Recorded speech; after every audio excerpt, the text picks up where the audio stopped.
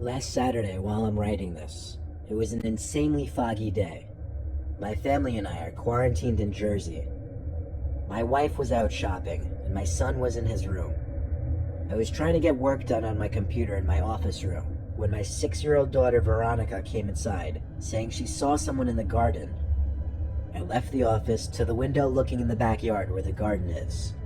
And indeed, she was right. There was someone standing over my garden. Their back was to us, but they didn't appear to be doing anything, and I know it sounds unbelievable, but I really couldn't tell if it was a man or a woman. That's how foggy it was. I knocked on the glass to try and scare them away. I saw them turn their head, then walk over my garden deeper into the fog until we couldn't see them anymore. I told Veronica to wait inside while I slipped on my shoes and walked out into the fog real quick. The person only walked deeper into my property. See, we live in what I guess kids call bumblefuck, so I have a large yard. Obviously, seeing someone on this yard is unsettling, and my natural reaction was to follow in the direction I saw the person walk. I started to hear a rhythmic thumping noise, and as I got closer to my shed, I realized it was coming from there. The shed came into view when I got close enough, and I saw the person at the door of it, apparently slamming the door shut over and over again. I yelled, "Get out of here," before I called the police. I stepped closer and got a better look at the person. It was some middle-aged woman. She looked disheveled. She said sorry at least 10 times as she literally ran away from me in the direction of the road, quickly disappearing in the fog. Later that night, after my wife and I turned off the TV and tried to get to sleep, the dead silence in the room revealed a sound coming from outside. It was coming from the backyard, and I recognized it as the slamming of the shed door again. I felt sick realizing this.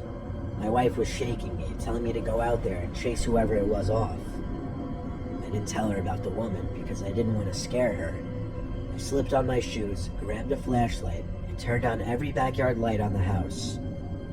I went outside immediately yelling, trying to sound intimidating. The slamming stopped. It was still foggy out. I had to walk a little bit to be able to see the shed. The shed door was open. The woman wasn't anywhere in sight.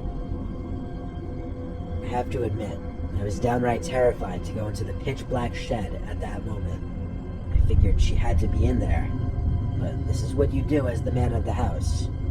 In my best words, I charged into the shed screaming as once again some intimidation factor, but the shed didn't have anyone in it except me.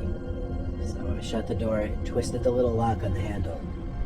I yelled some threat about calling the police really loud, and then went back into the house. I turned off all the backyard lights, and as I was walking back to my bedroom, Veronica came up to me crying. "What's wrong?" I asked her. She replied, "Look out my window." Those words hit me hard.